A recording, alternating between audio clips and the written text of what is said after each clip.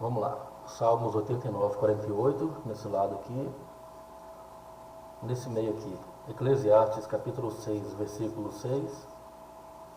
E ali 1 Coríntios capítulo 15, versos 5:1 e 5:2. Ok? Bom, a minha pregação dura em média entre 25 e 30 minutos. Às vezes passa, às vezes não chega nem a isso. Eu procuro ser objetivo porque eu sei que uma palavra muito longa se torna meio enfadante. Não sei nem se essa palavra existe, né? Se torna meio cansativa. Eu gosto de ser objetivo porque, sendo objetivo, você vai entender melhor.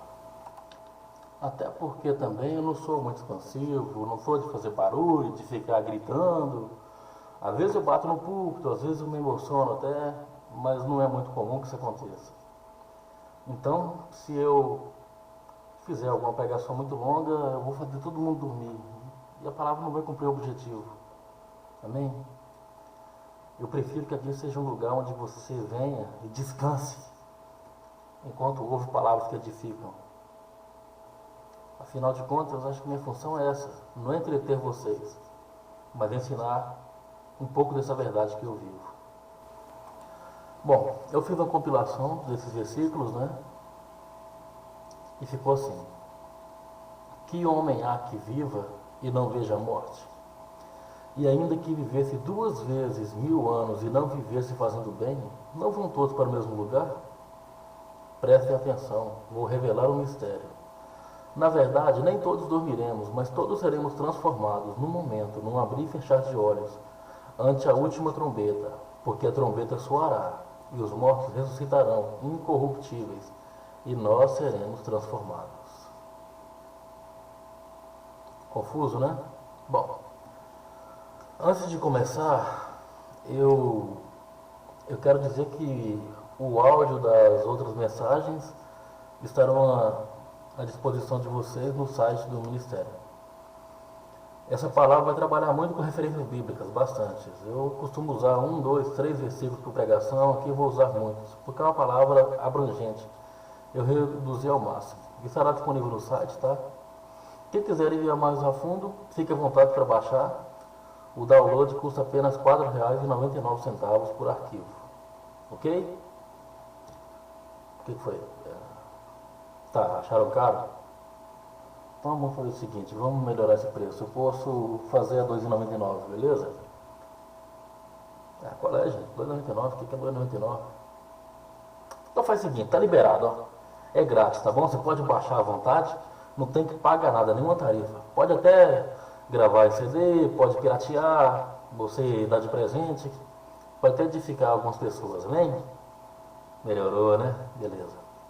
Há muita dúvida em relação à vida após a morte, muitos conceitos esparramados por aí. Hoje vamos estudar tudo isso à luz da Bíblia. As pessoas focam muito sua espiritualidade, e isso aí é em todos os credos.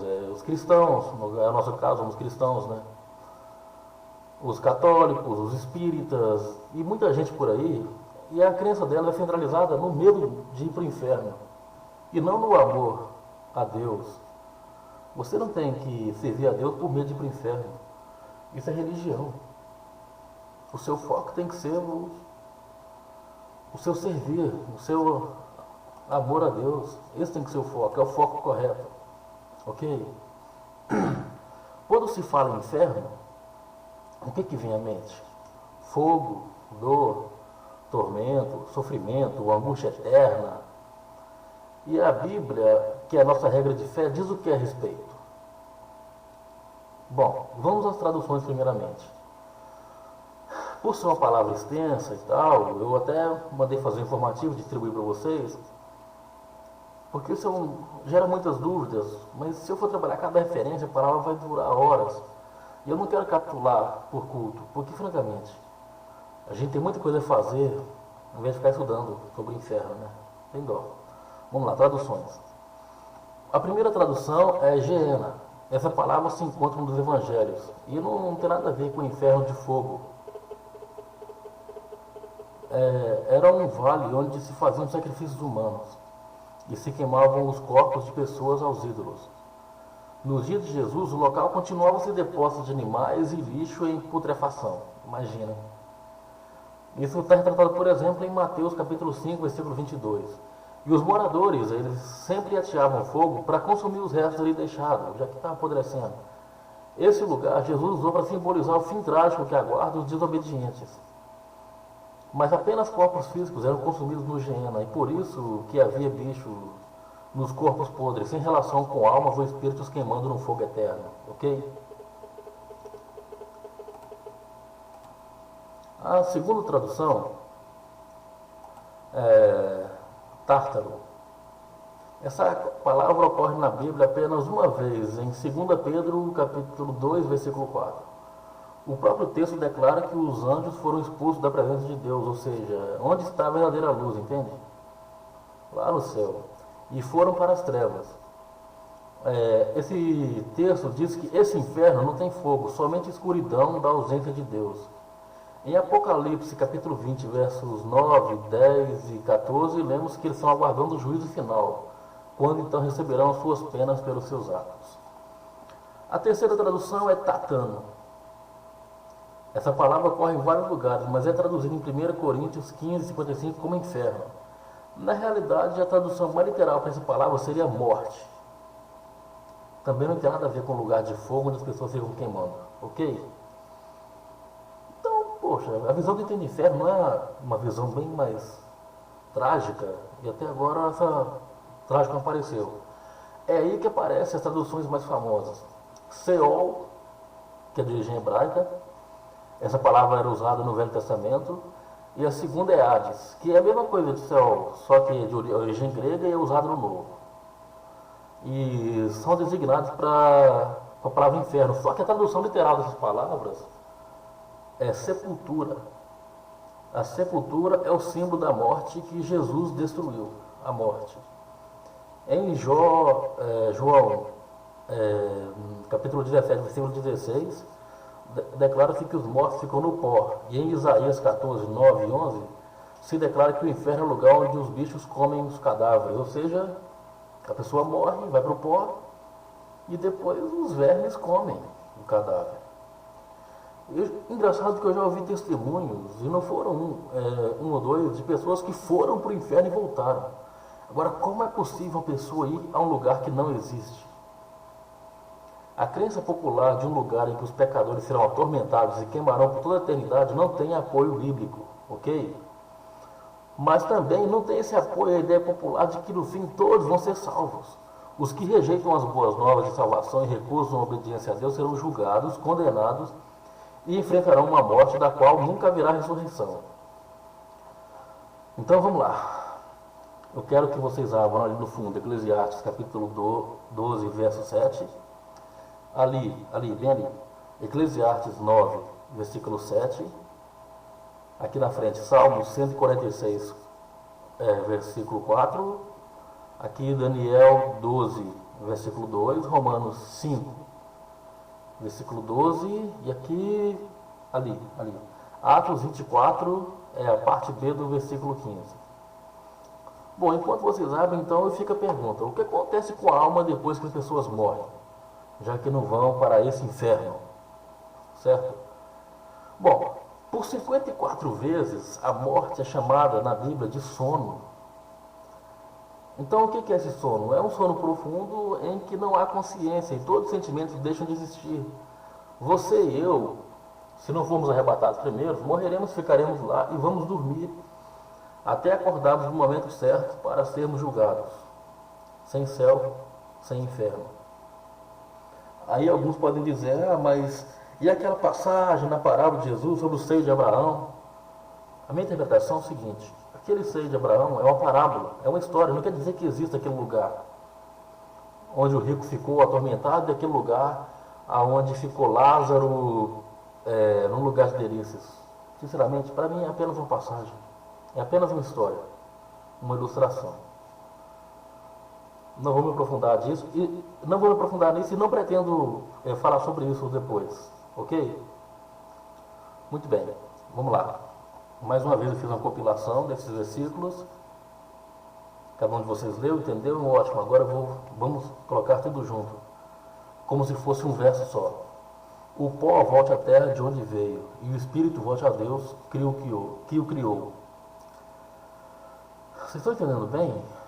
A minha dicção hoje parece que não está muito legal, né? Infelizmente não tem como cortar e voltar ao começo.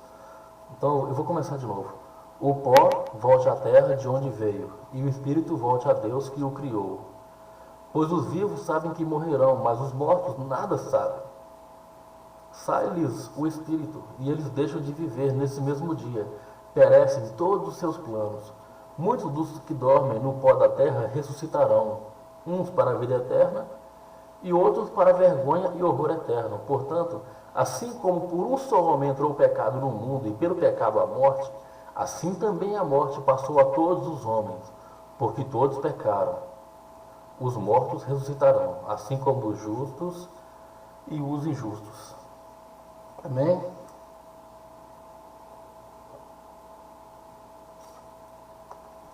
Quero lembrar vocês que no site também vocês podem baixar essa mensagem escrita, tá? Ou então salvar no seu computador, para quem não pode imprimir, tá? Vamos lá, deixa eu continuar aqui. Após despertar, aí começa o fato de fato a nossa jornada pela eternidade. Só existem dois caminhos: o da salvação, para quem viveu uma vida genuína e guiada por Jesus, e o da condenação, para quem escolheu viver sem Cristo. A melhor síntese disso, na minha opinião, está nessa passagem, Mateus capítulo 25, dos versos 31 a 45. Eu vou ler para vocês aqui. Jesus terminou dizendo: quando o Filho do Homem vier como rei, com todos os anjos, ele se sentará no seu trono real. Todos os povos da terra se reunirão diante dele, e ele separará as pessoas umas das outras, assim como o pastor separa as ovelhas das cabras. Ele porá os bons à sua direita e os outros à esquerda. Então o rei dirá aos que estiverem à sua direita: venham, vocês que são abençoados pelo meu Pai, venham e recebam o reino que meu Pai preparou para vocês desde a criação do mundo. Pois eu estava com fome e vocês me deram comida. Estava com sede e vocês me deram água. Era estrangeiro e me receberam na sua casa. Eu estava sem roupa e vocês me vestiram. Eu estava doente e cuidaram de mim. Estava na cadeia e foram me visitar. Então os bons perguntarão: Senhor, quando foi que vimos o Senhor com fome e lhe demos comida? Ou com sede e lhe demos água? Quando foi que vimos o Senhor como estrangeiro e o recebemos na nossa casa? Ou sem roupa e o vestimos? Quando foi que vimos o Senhor doente ou na cadeia e fomos visitá-lo? Aí o rei responderá: eu afirmo a vocês que isto é verdade. Quando vocês fizeram isso ao mais humilde dos meus irmãos, foi a mim que fizeram. Depois ele dirá aos que estiverem à sua esquerda: afastem-se de mim, vocês que estão debaixo da maldição de Deus. Vão para o fogo eterno, preparado para o diabo e os seus anjos. Pois eu estava com fome e vocês não me deram comida. Estava com sede e não me deram água. Era estrangeiro e não me receberam na sua casa. Estava sem roupa e não me vestiram. Estava doente na cadeia e vocês não cuidaram de mim. Então eles perguntarão: Senhor, quando foi que vimos o Senhor com fome ou com sede, ou como estrangeiro, ou sem roupa, ou doente, ou na cadeia e não o ajudamos? O rei responderá: eu afirmo a vocês que isto é verdade. Todas as vezes que vocês deixaram de ajudar uma dessas pessoas mais humildes, foi a mim que deixaram de ajudar. E Jesus terminou assim: portanto, estes irão para o castigo eterno, mas os bons irão para a vida eterna. Pesado, pesado. Vocês veem como tudo é fruto do amor e da caridade? Tudo que é pregado aqui, tem consciência do quanto a comunhão torna tudo isso mais acessível? Sabe, irmãos, terminando essa parte da pregação, eu digo a vocês que o inferno de fogo não existe, mas existe o julgamento.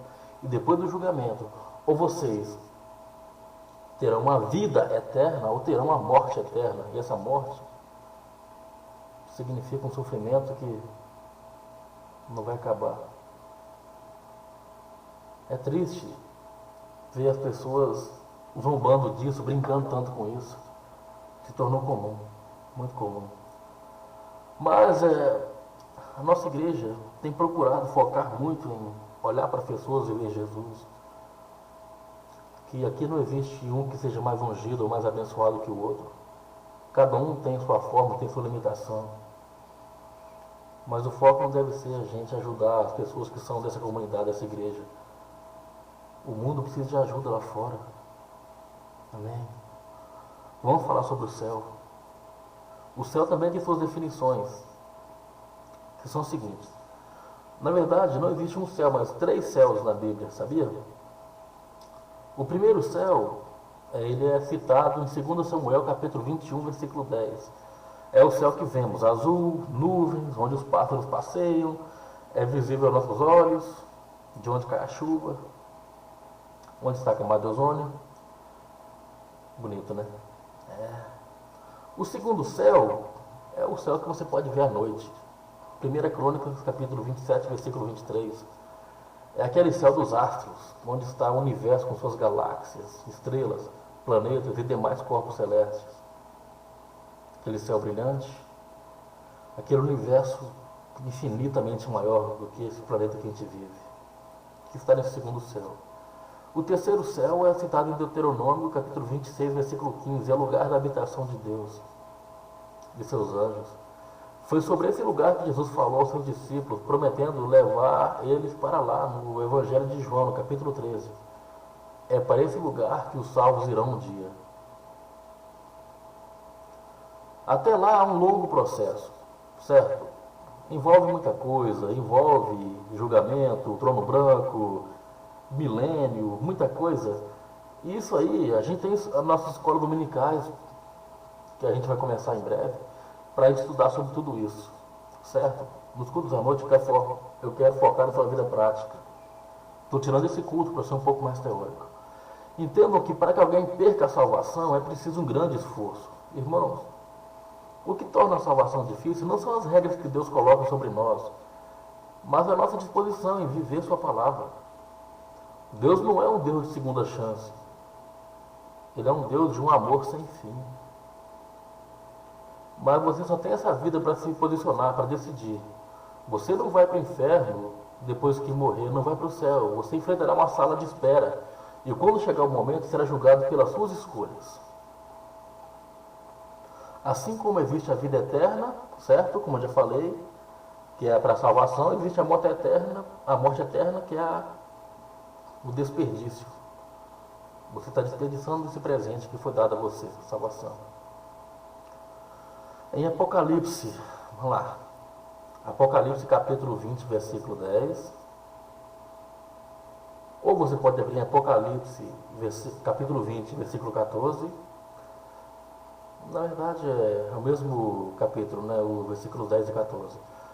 Alguns ali, pode abrir mais para frente, Apocalipse capítulo 21, versículo 8. E por fim, 2 Tessalonicenses capítulo 1, versículo 9. Fiz outra compilação. Vai aparecer um versículo só, que eu vou ler para vocês. E enquanto vocês abrem, a gente vai falar de o que é sofrimento que está guardado para quem for condenado. E quando será isso? Não tenho a menor ideia. Não sei quando Jesus vai voltar, quando vai julgar o mundo, não sei como as coisas vão acontecer. Mas o que eu sei é que se a palavra está falando isso, vai acontecer. A compilação é o seguinte: o diabo, o sedutor deles, foi lançado para dentro do lago de fogo e enxofre, onde já se encontra não só a besta, como também o falso profeta. Então a morte e o inferno foram lançados para dentro do lago de fogo. Esta é a segunda morte, o lago de fogo. Quanto, porém, aos covardes, aos incrédulos, aos abomináveis, aos assassinos, aos impuros, aos feiticeiros, aos idólatras, e a todos os mentirosos, a parte que lhes cabe será no lago que arde com fogo e enxofre, a saber, a segunda morte. Estes sofrerão a penalidade de eterna destruição, banidos da face do Senhor e da glória do seu poder. O interessante é que esse lago de fogo, a condenação final dos inimigos de Deus, não foi feito para o homem. As pessoas focam muito nisso aí, que é a maldade. Deus criar o inferno, não. Esse inferno não foi criado para o ser humano. Deus criou o ser humano para que todos desfrutassem da sua presença, da sua glória. As pessoas que vão para o inferno estarão optando por ele. Simplesmente isso. Esse inferno, sim, o lago de fogo, isso que considera que seja realmente o inferno. Então, se ele foi criado para o diabo e toda a sua corja, para que você vai entrar de gaiato nessa roubada e sofrer todo aquele tormento que não terá fim? As pessoas questionam muito: se Deus realmente é amor, então como pode mandar alguém para o inferno? É muita cara de pau. Você tem o direito de escolher, escolhe o oposto à vontade de Deus e ainda quer que ele te salve.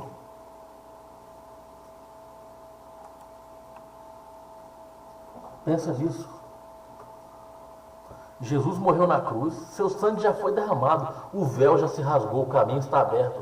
E você quer aproveitar tudo que esse mundo pode te dar, com todos os prazeres que ele possui. Você quer viver o pecado. E depois que você tivesse acabado de tanto pecar, você quer entrar no céu. Sabe, o ser humano tem a tendência de ser muito folgado, achar que Deus é idiota. Olha, Deus não criou o pecado. O pecado foi criado pelo ser humano. E você agora pode escolher se quer viver em pecado ou não. Você pode escolher hoje se vai aproveitar a sua vida nesse mundo, essa vida breve, com todos os prazeres que ela pode te oferecer, e responder por isso depois. Ou você pode aproveitar a vida nesse mundo, fazendo a vontade de Deus, com todos os prazeres que Ele pode te oferecer, e também responder por isso depois. Nós temos aquela falsa noção de que o céu é um lugar tedioso e sem graça, mas sabe, a Bíblia fala que lá haverá coisas grandiosas, jamais imaginadas pelo homem, um lugar onde um dia jamais será igual ao outro, eternidade afora. Um lugar onde você vai ser surpreendido constantemente. Prazeres que você não faz nem ideia. As coisas que você mais gosta aqui não serão nada perto do que você viverá lá. Muito diferente do que você se acaba aqui, você vive por isso, vicia nisso, e os prazeres acabarão. Como você pode achar que isso aqui é melhor? Esse lado, por favor, João capítulo 5, versículos 25 e 29, e aqui João capítulo 14, versos 1 a 3. Enquanto o céu, irmãos, for apenas utopia para vocês, esse mundo fará mesmo mais sentido. Então muda seus conceitos. Veja essa vida como ela realmente é. Isso é loucura, porque Deus rejeita as coisas normais e você jamais conseguirá entender isso. Ou então continua como segue o mundo. O mundo parece melhor, não é? Eu não vou ficar fazendo chantagem emocional ou ameaçando, não. Apenas entenda que o ser humano é falho, e muito falho, mas aquele que nos criou nos ensina a ser perfeitos. É um processo contínuo, lento, mas contínuo, e vale muito a pena viver ele. Não seja folgado a ponto de achar que Deus tem a obrigação de te salvar, não. A salvação está à sua disposição, e os requisitos para alcançá-la são poucos, mas sérios. Aqui, nessa igreja, há um corpo para se edificar, e a maioria das igrejas que estão aí fora estão trabalhando nesse mesmo sentido. Mas sabe, aqui nesse lugar, como em qualquer lugar onde as pessoas levam a palavra de Deus a sério, cada um de nós tem uma escolha a fazer, tem uma cruz para carregar. Mas ninguém pode escolher essa porta por você, e ninguém pode trilhar esse caminho por você. Essa estrada só você pode andar. Amém? Assim está escrito nos versículos que eu apontei. Eu lhes afirmo que está chegando a hora, e já chegou, em que os mortos ouvirão a voz do Filho de Deus, e aqueles que a ouvirem viverão e sairão. Os que fizerem o bem ressuscitarão para a vida, e os que fizeram o mal ressuscitarão para serem condenados. Não se perturbe o coração de vocês, creiam em Deus, creiam também em mim. Assim está dizendo Jesus. Na casa de meu pai há muitos aposentos. Se não fosse assim, eu lhes teria dito: vou preparar-lhes lugar. E se eu for e lhes preparar lugar, voltarei e os levarei para mim, para que vocês estejam onde eu estiver. Irmãos, talvez seja mais difícil você ir para o inferno do que ir para o céu. Difícil é escolher. Porque a sua carne, irmãos, foi feita do pó dessa terra. E a carne quer voltar para esse pó, a carne quer as coisas da terra. O pecado é coisa dessa terra, então é claro que sua carne vai preferir. Mas o seu espírito, que é o que te mantém vivo, foi feito por Deus. E ele quer voltar para Deus. Amém? Estamos juntos. Todo dia temos que fazer escolhas. Então eu não vou ficar focando no inferno de fogo, mas no lugar maravilhoso, onde você viverá uma vida eterna, cheia de surpresas e alegrias, junto com Deus. E eu espero que a gente se encontre lá, irmãos. Amém?